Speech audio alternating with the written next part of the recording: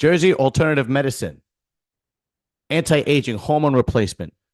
Do you have trouble losing weight? Do you have trouble with your sex drive? Do you have trouble with your energy levels? Jersey Alternative Medicine. Give them a call, 609-977-2981. That's 609-977-2981, NJALTMEDS.com, all under the supervision of a physician. And we are nationwide. Jersey Alternative Medicine. Give them a call. Beer League Warriors Apparel. Great clothing for the gym. Great clothing for any workout you do. It's that dry fit that everybody likes. Good quality, great prices. Support small business now. Don't buy from Nike or Adidas this week. Get your clothing from Beer League Warriors Apparel. Just go to beerleaguewarriors.com. They have a great selection. Believe me, you won't be disappointed. All right, Serious and Son is Outcast, and we have a return guest for the third time because he's that good, Gabe Morales. But this time we'll be talking about another book he wrote on the Black Guerrilla Family. Here it is. This is the book. The link will be in the description area for actually all of his books that we've discussed. The Black Guerilla Family, the Mexican Mafia, and the Aryan Brotherhood. And they were all great reads. Gabe, thank you for coming on. Welcome. All right. Well, thank you for having me back. It's great, man. It really is. You're a wealth of knowledge. People absolutely love these interviews and talking about the prison gangs. And it's just I'm getting really good views on these videos, and so I'm just happy that you came back. It's really an honor and much respect to you, sir. But this prison gang is a little bit different. Started off a little bit different than and what's funny is that because before we started, we were talking about last night's election. What's funny is that we're going to be talking about the Black Guerilla Family, and they had more of a political start than anything else. Is that accurate? That is correct. Yeah, out of all the prison gangs, they were definitely and still are more political oriented than the other prison gangs by far. So to talk about the Black Guerilla Family is like talking about. You can't not talk about George Jackson and talk about the Black Guerilla Family. It's like talking about technology and not mentioning Elon Musk. Okay, you have to talk about this person, right? Right. But before George Jackson, people were trying to do some formations. Is that accurate? And he was the one that really kind of get it politically. Is that accurate? Yes, I would say he was probably the most charismatic. Mm-hmm. There were some other individuals. W.L. Nolan, in particular, was part of a group called the Vanguard. If you know communist philosophies, I'm not a communist, but I've read a lot of it. Because I want to see how the other side thinks. Of course, yeah. Marx, Lenin. I've read a lot of it, and some of it actually, sounds pretty good in theory. The problem is, when they put it into practice, there's always abuse of power, no matter who's in power. So you're 100% right. Yeah.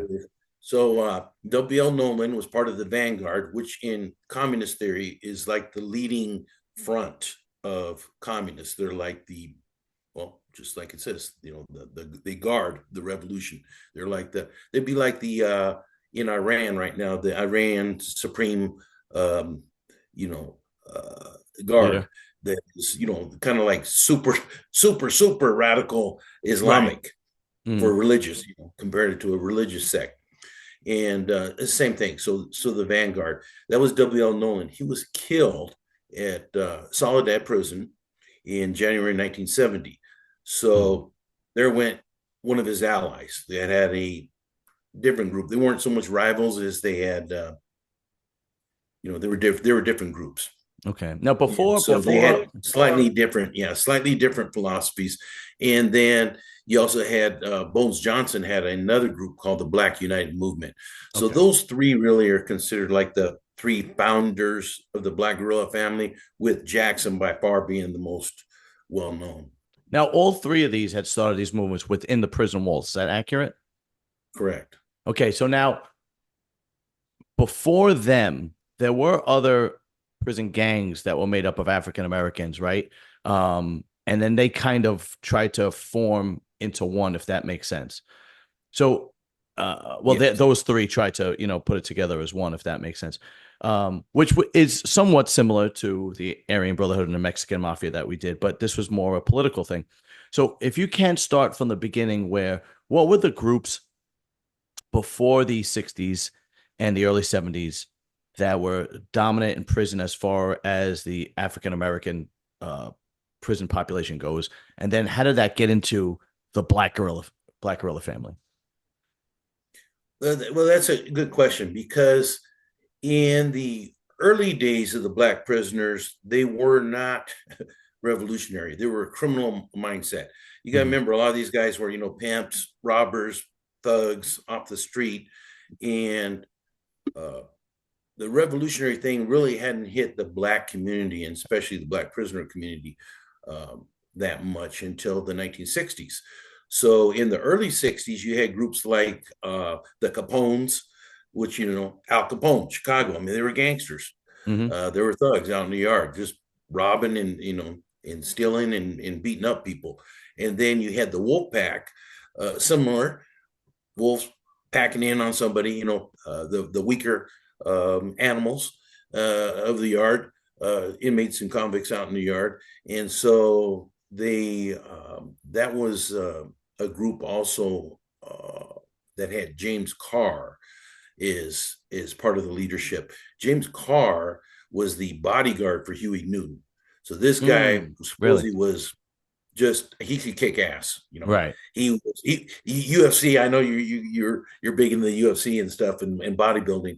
He would have been probably a champion. I mean, he Right. was Right. such Right. a Right. little Right. Tasmanian devil out in the yard, and people just scared to death of him. Mm-hmm. So he teamed up with George Jackson, who also had a very big reputation for being very violent. Mm-hmm. And so these guys were just thugs.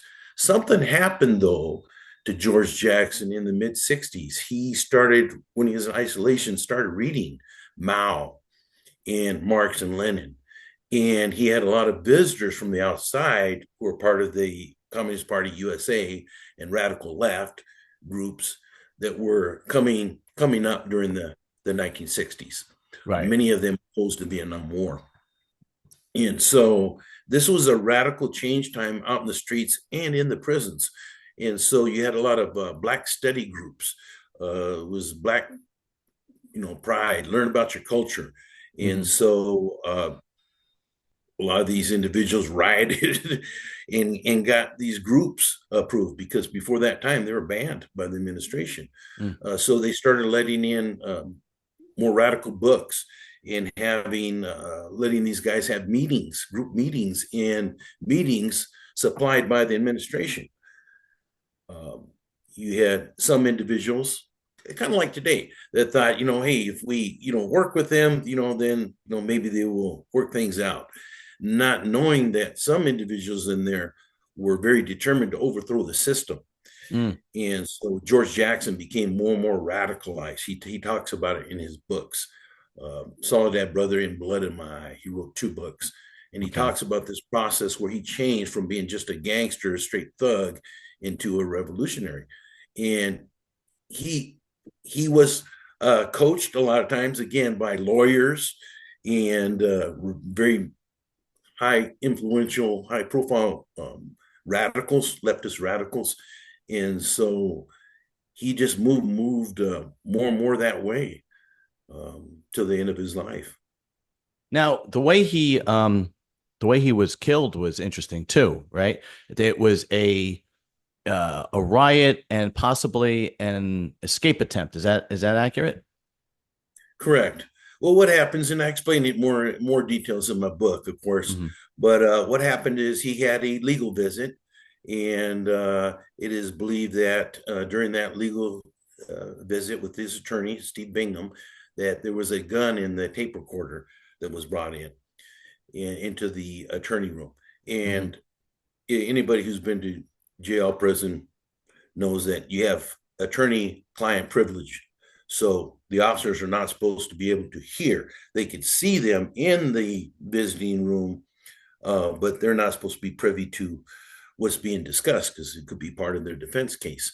Hmm. And so he went in there with that tape recorder. Also, allegedly went in with a wig and had shaved his head. He had a big afro, very Hmm. popular with blacks inside or out during the 60s.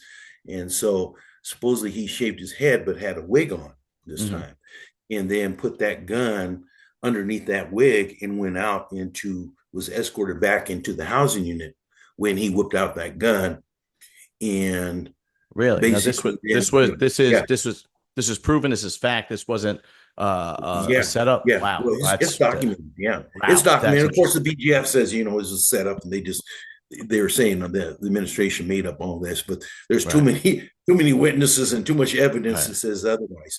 Now Um, this was the lawyer, his lawyer, that actually was able to smuggle a pistol Correct, into. Wow. Okay. correct. All right. Yeah, and this lawyer, you know, I mean, if he was innocent, he would have stuck around. But he actually, after this incident, he went like on the lam Disappeared. for like years and years. Really? So That is if interesting. you weren't guilty, you know why you act like you're guilty? Yeah. You know, Yeah. Yeah. Right. Right. Right. Right. but yeah. So make a long story short, Jackson then pulls out the gun, holds the guards hostages Hmm. um, in the adjustment center, San Quentin, and they end up executing three officers. Um, Also cut officers with razor blades in the jugular vein. Try to kill them. Threw them into the cells they left, and yeah, it was a big riot. They all come out. Uh, One of the at that time he was a captain, I believe. Red Nelson later became a warden, but he lived on the premises of San Quentin. Here's this commotion going on, and they say, hey, you know, George Jackson's loose in the adjustment center with a gun, and the prisoners are rioting. So he goes down the armory, grabs a machine gun, Damn. and starts firing in there. And you imagine that's a pretty crazy situation. You know, Yeah. you I just can imagine only. what was going on there, all the bloodshed, you know, people getting killed, machine guns being used in there. Uh, and they ended up surrendering, pulling out the prisoners that were in there. George Jackson, though, in between this, had escaped the adjustment center with a guy named Johnny Spain, another BGF member, Mhm. and Johnny Spain ended up hiding in the bushes, ended up surrendering. But George Jackson, this is where there's two different sides. Some people say that he was just executed then by the guards, and others say that, you know, he tried to make a run for it and wanted to be a martyr, and basically a Mm. suicide mission. Um, and Okay. and end up being the you know the end story is he ended up being killed and became a martyr for the revolutionaries and for a lot of the black prisoners. Now, what was George Jackson in prison for? Because he did like a minor. He was once arrested for a minor, like I think he stole like $70. It was It's a terrible stick up, and then he got arrested. But what was he in prison for? From all those years. Yeah. Well, he had been arrested for several things. He ended up getting into it during a robbery with a police officer. Police Hmm. officer discharged his firearm, shot George Jackson, according to George Jackson, Hmm. twice. And George Jackson still, the cop expended, you know, it's back when they had revolvers, you know, Hmm. talking the Yeah, late the 50s, 38s. and Yeah. expended all 6 rounds. And George Jackson stated that even though he was shot in the arm and leg, he beat this cop down, and he was charged with assault for that. He was a juvenile, just like today. They go a lot easier on juveniles. Yeah. He ended up, yeah, pulling the robbery and then escaped. And so they put those charges on. He got a year to life. Back then, they had what they call indeterminate sentencing. So it was a pretty unfair system. Right. So, you know, 1 year to the rest of your life. That's a that's a That's pretty up. big, Yeah. yeah. Really. Yeah. But he ended up Now. racking up disciplinary problems in prison, and like I said, he was part of the Capones, part of the Wolfpack, engaging in a lot of very violent activities while he was incarcerated. And so, yeah, he could have got out, but he kept on being denied by the parole board because he kept on, messing up. Yeah. And Now yeah. here's why I asked that, because when he was in isolation, he was doing a lot of reading, and he really made the change from a basic thug to a extremely intelligent, which he was probably intelligent from the get go. It's just the Mhm. kind of guy who was born in poverty and in a period of time where, black people were really held down by the system and so on and so forth. He probably, if he had a better chance, he probably could have been extremely wealthy and extremely successful.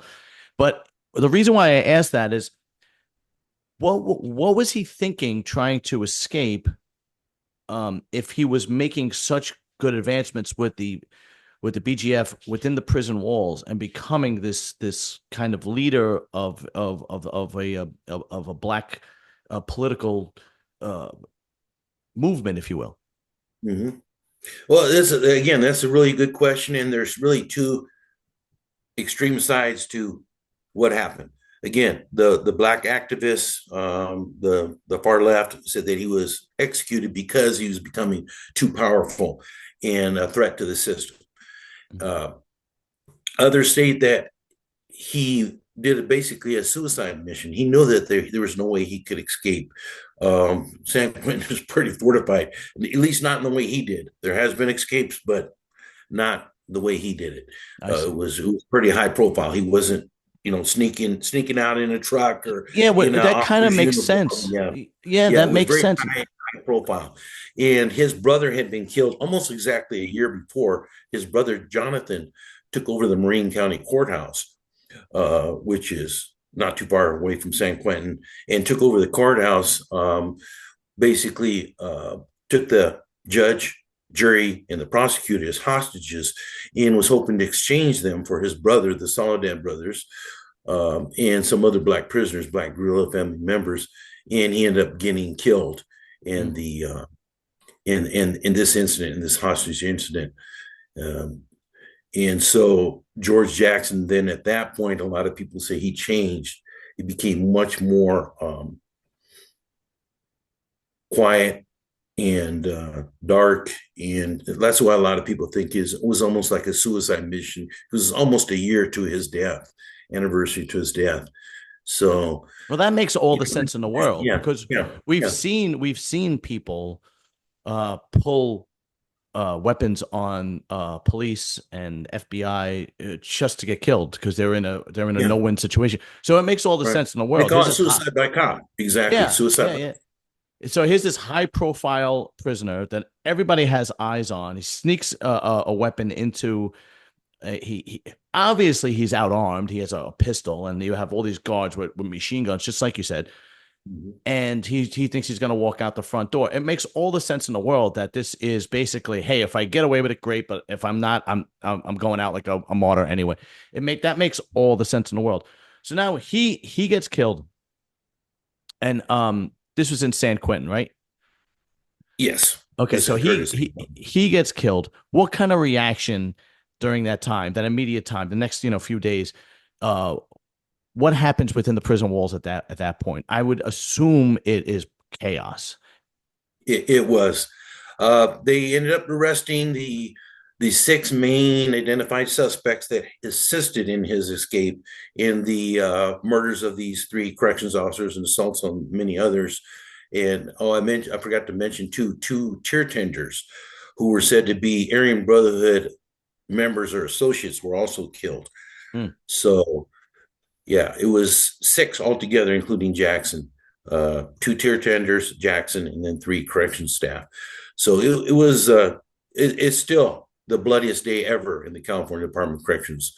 Sure. Um, Maybe I'd have to I'd have to research it. There might have been some other riots in the United States that were had more deaths, but it was one of the biggest yeah, mass casualties ever in a prison incident.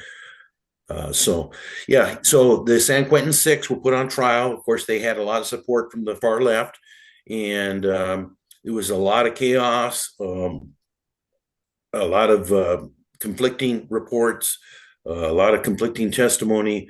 I believe Johnny Spain got convicted of murder, of homicide, who was the guy who escaped with George Jackson. The other ones were acquitted. got off on a retrial. And Johnny Spain ended up, I believe, even getting his case turned over many years later. And so that was there on the inmate side. You had a lot of convicts then, again, look at George Jackson as a hero, as a martyr. And so the Black Guerrilla family really took off after the death of George Jackson. In fact, George Jackson's group was called the Black Family. A lot of people believe, and I have some evidence of this, I show in the book, that it wasn't called the Black Guerrilla Family until after George Jackson's death. And so that's when we started seeing at least documentation, hard documentation, that was BGF. At that time. That word was being used, and they had a constitution that was seized, and members are identified on lists, on rosters, inmate rosters, as this guy's BGF, this guy's an associate, this guy's no longer good with us, that kind of stuff. So intelligence was bearing out that there was an organization called the Black Guerilla Family. Again, to this very day, they say we're not a gang, we're a prisoners' rights organization.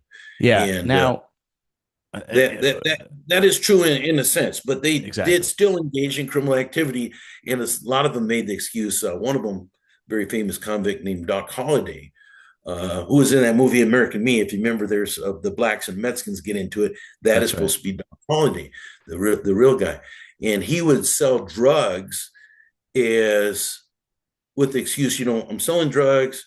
I know it's bad, it's hurting our people, but we're raising money for the revolution. Yeah. What revolution, man? Yeah. Well, I would assume that organization was probably inspired they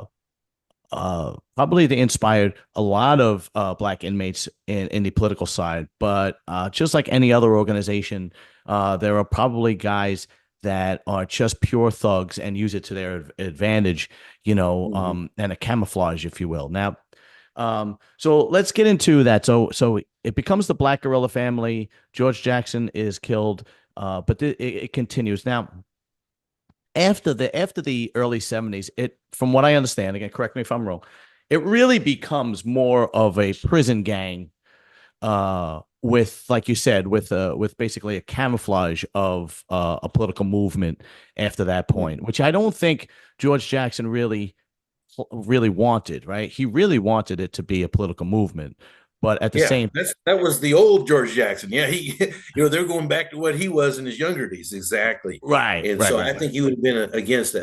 There's two factions even today. There's the Black Enterprise Network, the Ben faction. They call it the Black. That's the drug selling, crime producing, and there's the Campbell, which is supposed to be the revolutionary faction. So even today, within the organization, they talk about two factions. However, the Campbell faction, well, they're not. They never were really united. They kind of were united as overthrow the system, but like you said, one was like, hey, let's sell drugs to overthrow the system. The other one was like, no, we shouldn't be selling drugs. It's hurting our people. And that's not what the revolution is about. And that's not what George meant this to be. So you kind of had there's a lot of struggles, internal struggles over those two very much differing philosophies. And there still is today. In California, I don't know if I'm getting ahead of myself here with your questioning, but no, go right in ahead. California, you hardly hear of the BGF anymore. They're kind of old dinosaurs, considered old dinosaurs. You had the Crips and Bloods come up. They were slanging dope. They were about being gangsters.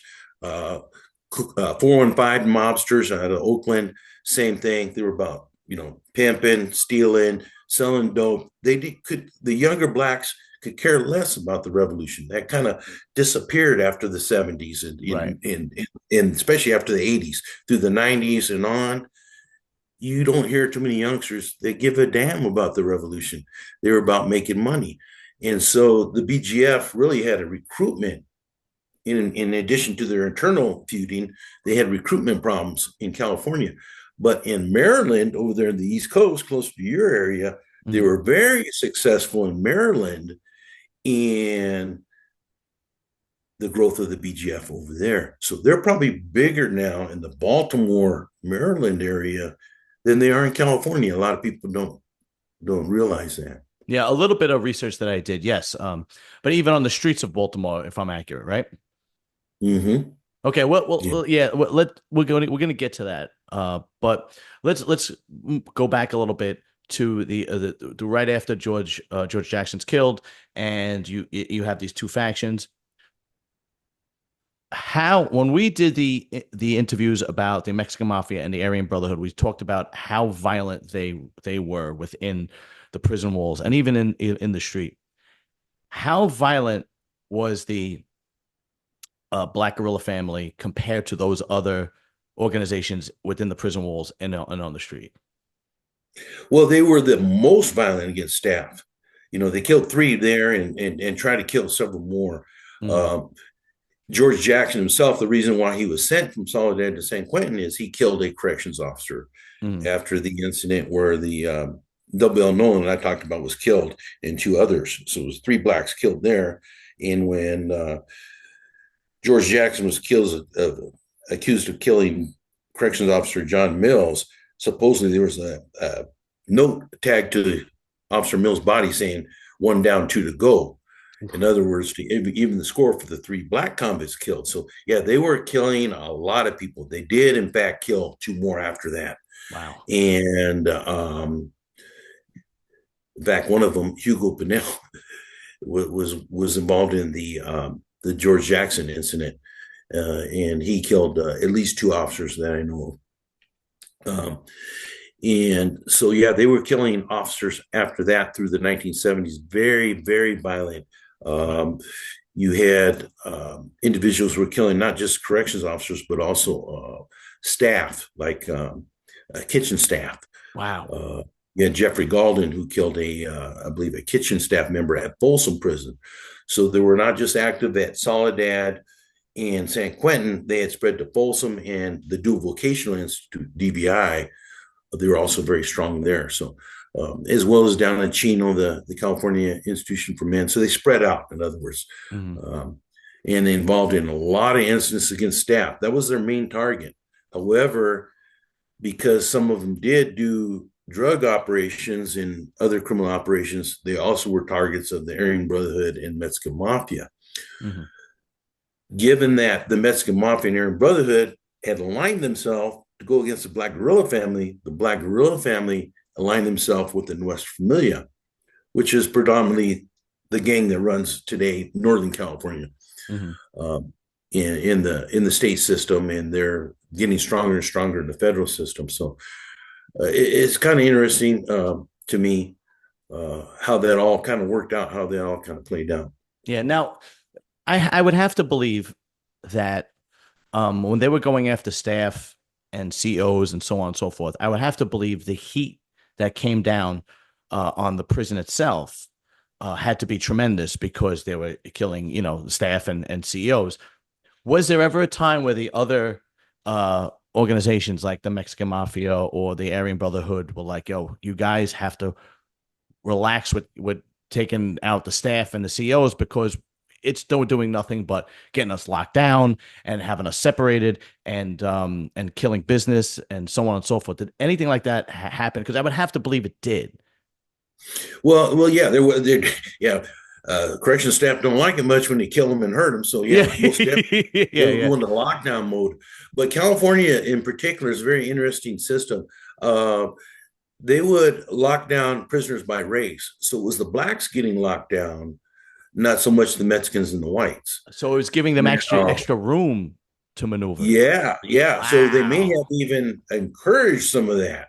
Wow. Uh, yeah, and the Aryan Brotherhood in particular was known for being favored by the staff. If you remember the first interview we did, a lot of them were the trustees. They were the white boys were running the system for the Mm, most part, and of course the Mexicans were on the side dealing with the dope and everything. But the Mexican mafia in particular um, was doing a lot of that drug dealing out on the yards. But Aryan Brotherhood was doing there, especially amongst their own race. They were doing that too, and so there was a lot of politicking going on, behind the scenes. So a lot of what they call dry snitching. Hey, right. Look at Jones' cell over there. You might have a shank underneath the bed. When the guy Right. planted it there. Next thing Right. you know, this guy gets locked down, and staff are already fearful because this Black Guerrilla family is attacking staff. So yeah, they got the kind of the worst of it, as far as the lockdowns in the well, there was a lot of brutality back then too. A lot of the retaliation, discipline they used to call, a tune-up is what a lot of the old guards say. This guy needs a tune-up, Right. which Right. was Right. Right. where he's going to get his ass beat. Yeah. Right. Right. Um, Right. Right. and so, there was a lot of that kind of stuff going on. Now, Um, what kind of alliances did they make? Did they like the Mexican Mafia and the Aryan Brotherhood? Did they make alliances outside the prison walls during this time in California in the oh, 70s? most definitely. Most Okay. definitely. George Jackson, in particular, was aligned with the Black Panther Party, although, and he was given full honors too. When he was killed, they had a funeral in Oakland for him. There was like thousands of people there. People can check it out online. There's some pictures in my book. It was a very big event. He was like a celebrity, Hmm. and so Black Panthers gave him a big funeral. They made him a honorary field marshal for the Black Panthers. Now I hear a lot of people talk about George Jackson being an ex Black Panther. There's no way, because he was locked down in the Yeah. late Yeah. 1950s. Black Panther Party didn't even start until 1966, I believe. Hmm. So he had been locked down way before they started. But he did write to the Black Panther Party. The Black Liberation Army was another one. Hmm. Uh, they were very close to the Sudanese Liberation Army. If you remember Patty Hearst, for some of you old timers, remember them and some of the bank robberies they were pulling. Patty Hearst was the daughter of William Hearst, who was the biggest newspaper um, guy in the United States. And they would align with other groups, the Weather Underground, any of the far left groups. Wow. Really? They were, yeah, they were communicating with. But they were mostly about, black radical uh, uh, type of thought and movements. Hmm. They then got, you had asked about, did they have alignments with other groups? They did actually, to get out of and I think we talked about this in both the Aryan Brotherhood and Mexican Mafia video. They did make a pact with the Aryan Brotherhood, Mexican Mafia, and West Familia for a peace treaty to get out of the security housing units at Pelican Bay and Corcoran and Tehachapi, some of these other security housing units that they're all being locked down. All the prison gangs were being locked down in. And so that was kind of interesting, because I don't know too many people that thought that would work after all the hate and bloodshed and politics, penitentiary politics that have been going on, that would work. But it's been like 10 years now, and it is held. The Aryan Really? Brotherhood killed Hugo Pinell. He killed Hugo Pinell, slaughtered him basically. And there wasn't a riot afterwards. There was some anger by the black prisoners about Hugo Pinell, one of Hmm. their big captains, being killed by the Aryan Brotherhood. But as far as I know, the blacks and the Black Guerrilla family never retaliated as far as killing an Aryan Brotherhood because of that. So Wow. people were surprised, because a lot of people said, "Oh, that's going to break the peace treaty right there," when they did that. But it held. You know, Were they again, looked at as weak when they didn't retaliate? yeah, they still are. But again, they don't have the numbers that they did back then. So, Mm. and power they had back then. So some people said, well, they didn't have much choice. Others say that they were just making too much money out in the yards, that they didn't want the war to reignite, that they kind of let this one go, um, so they could keep on making money. So Right. there's Right. Right. there's a lot of different theories on what's going on in the California Department of Corrections. But again, you could look it up in the paper. These guys are getting killed about once a week. It seems like there's somebody getting killed in the California Department of Corrections. So Right. it is just out of control.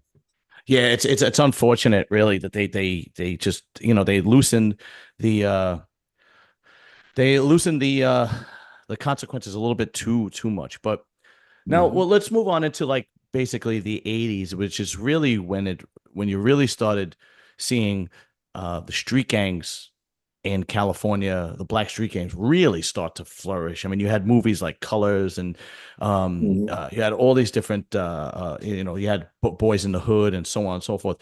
When did the demise of the Black Guerrilla Family start in California, and the rise of these like kind of like super gangs, if you will, start taking over? Mhm. Well, that's a good question. I actually track it back, although it was more prevalent in the 1980s what had happened. But in the mid 1970s, Raymond Washington was incarcerated at the Dual Vocational Institute. Raymond Washington was the undisputed founder of the Crips. And so the Crips had only been founded, like 5, 6 years earlier. And so he then was hit up by the BGF, and they said, hey, you be riding with us, right? And he said, no, I'm going to go solo. And they probably wish that they had killed him, because Raymond Washington ended up, his movement, his Crip movement became so big in the Los Angeles area and throughout California and the rest of the United States that they totally dominated the system by the 1980s. Mhm. And by the 1990s, the BGF had again dwindled down until where today they're just a bunch of old guys for the most part. Right. So yeah, most definitely. And there also was, of course, the Bloods, the other their counter group. The Bloods also were pretty much into their own thing. They had a United Blood United Blood Nation, a couple prison gangs, major prison gangs that were active during the 1980s. And again, a lot of these guys did not want to be BGF because they didn't like all the rules. This is a younger, more undisciplined group. The BGF was very, very much disciplined, Mm. and very much into, you had to study, you had to read Mao, you had to read Lenin, you had to do all these things, you had tests. A lot of these youngsters didn't want to do all that. They're like, I Yeah. just want to do drugs, deal drugs, and do drugs. And make So money, and that's it. exactly, Yeah. exactly. So yeah, that's kind of when their demise was.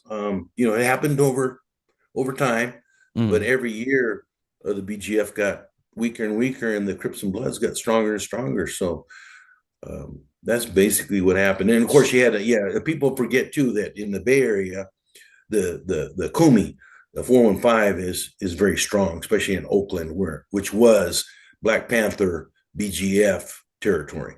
Hmm. Now, how dominant are the Crips and the Bloods in the California prison system today? Because from what I understand, they are extremely dominant. But has there been a dip since the 80s, or they've been just prevalent since then? No, they're still very strong. Although even the Crip and Blood prison gangs, the Crips had a consolidated Crip organization, Blue Note Crip organization, etc. So their prison gangs even dwindled down. And I Mm. mentioned the United Blood Nation, United Blood Line, the Blood prison gangs dwindled down, who were basically the counter choice to the BGF. So today you still have some black prison gang members, but mostly you have a lot of independent guys out there just slanging dope and doing their own thing, running their own little rackets, and so it's it's not as organized as it used to be, for sure. There's a lot of little cliques here and there Mm. doing their own thing. The Mexican mafia is still, I don't think they're what they used to be, but they still more disciplined, more solidified. Aryan Brotherhood, same thing. Hmm. Even with the Rico indictments and these rival groups that thought they could basically take their place, that didn't happen. The Nuestra Familia prison gang kind of self-destructed. There was a split between the federal faction and the state faction. They were their own worst enemies, so they're still, I don't think, have fully recovered from that Hmm. internal war.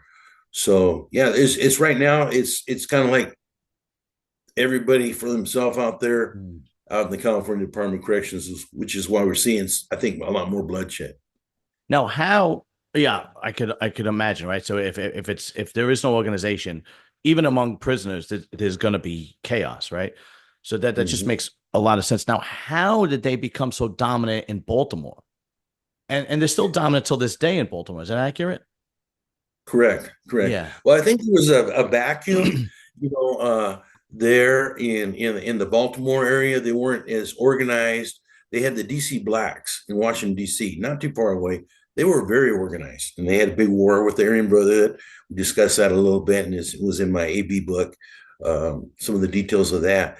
But Baltimore, there was a lot of freelancers, not very organized. They had street gangs, but not very organized, and it just so happens that a couple of guys decided that, hey, this looks like it could be organized. And they end up writing what is called the Black Book. And it's in my BGF book. And so Eric Brown was one of them. And I can't remember the other guy's name. There's a picture of both of them in the book. That kind of the two guys are considered the founders of leading the BGF in Maryland. They were blessed by Joe Valentine, who was a BGF member there in California, and they took off. The Doc Holliday, I had mentioned him. Doc Holliday, this is very interesting to me, and I mentioned it in my book, but not in a lot of detail. Doc Holliday actually testified for the California Aryan Brotherhood, who had killed a couple of DC Blacks. And I thought that pretty curious. How could a black guy, a major black guy of a major prison gang, a major leader, back up, the white boys? I mean, basically, that's they're strange. Yeah. For years. Yeah. But I started thinking about it. And I think what had happened, John, is over there in Maryland, like I said, the DC Blacks were dominant for decades in drug dealing and power within the federal system. The BGF in California don't have to deal with the DC Blacks like they do over in Maryland. So they were kind of like a threat, a rival group. The DC Blacks ended up being a threat, I believe, to the BGF. And so the BGF then, by backing this kind of new start BGF faction over Maryland, now has gained more power in the federal system as backup. They're lacking the youngsters to back them up. Doc Holliday's an old guy. I think he's like 80 years old. Wow. He can't duke them out like he used to. Right. He needs young thugs and stuff as bodyguards, and back him up if he gets into problems.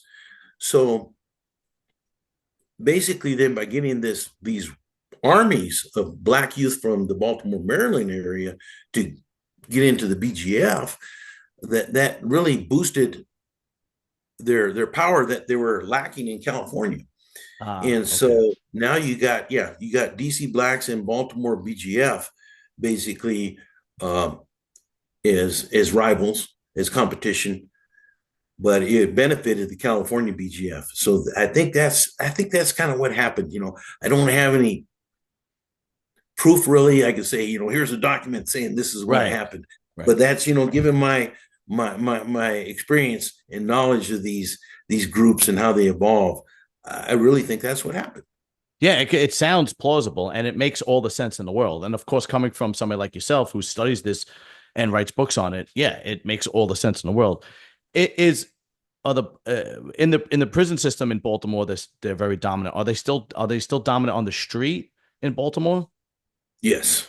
Okay. Yes. Now, remember last time we talked about the how the Mexican mafia makes alliances with the Mexican drug cartels, and the Aryan Brotherhood had made alliances with the Italian mafia and the Mexican drug cartels, and so on and so forth, for the drug sources and whatnot. What alliances have the Black Guerrilla Family made in Baltimore to continue slinging drugs and so on and so forth? Well, they have, most of the drugs in the United States come in from the Mexican drug cartels. It used to be the Colombians in, if you remember Miami, Florida, they call them cocaine cowboys and stuff. That's back then. Yeah. That was a popular drug, but the majority of the drugs now into the United States are still the Mexican drug cartels. So it's basically a monopoly. You guys, one source. Yeah. That's it. Yeah. And over there on the East Coast, you have, it's a little different. On the West Coast and the Southwest, it's predominantly Mexican American. On the East Coast, you do have a lot more Mexicans than people realize that have come in. A lot of it with the illegal immigration that's come in, Mm-hmm. recently, which was part of a big political issue in this last election. Right. Um, but you also have your Puerto Rican gangs up in there, your Latin Kings. Mm-hmm. You also have your Cuban groups still are active, your Dominicans. Now we have these Venezuelan groups, Tren de Aragua, that are coming in from South America. And so, yeah, they'll make alliances with whoever they can Mm-hmm. for those drug connections. And it's a little different. The politics are different on the East Coast than they are on the West Coast. So, yeah, the Maryland group's BGF is really well positioned then to to make those moves. Are they dominant in any other area of the country today, like they are in Baltimore?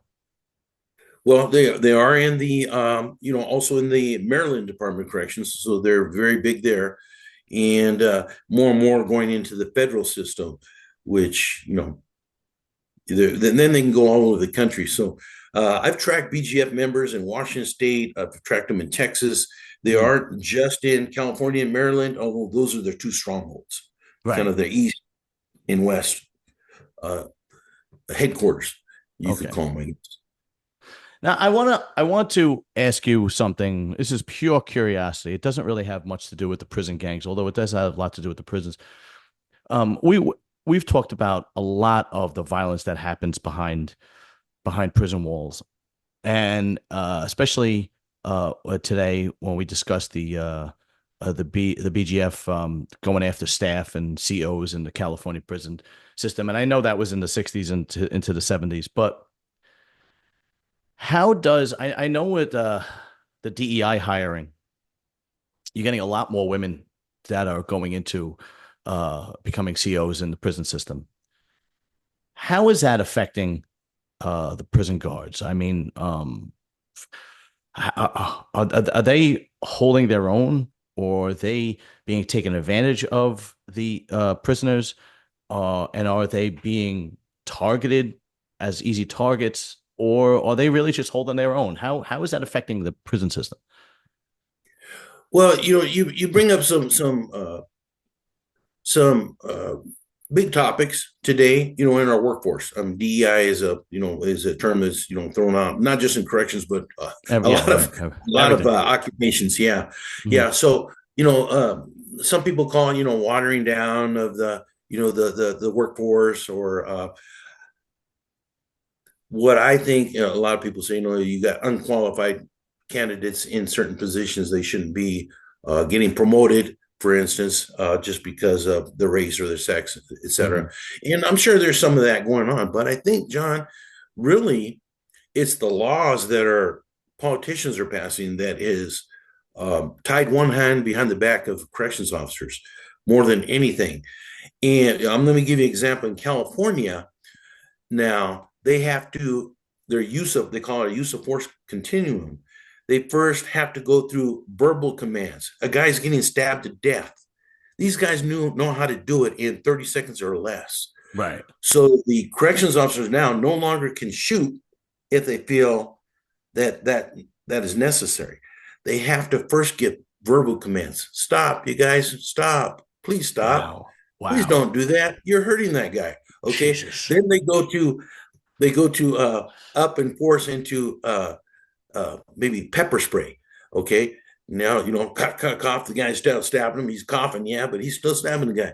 Oh, now, that's not working. So now we're going to use block guns. So now they hit him, but non lethal, they're little wooden blocks.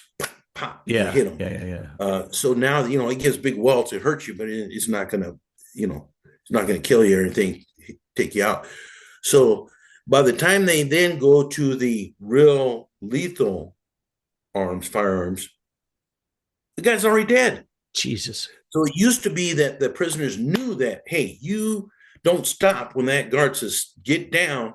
The next thing's coming is a bullet at your ass. Right. Now they know they got a lot of time. They time it out. They practice. Wow. Hey, 30 seconds or probably more like a minute before they get serious about doing anything.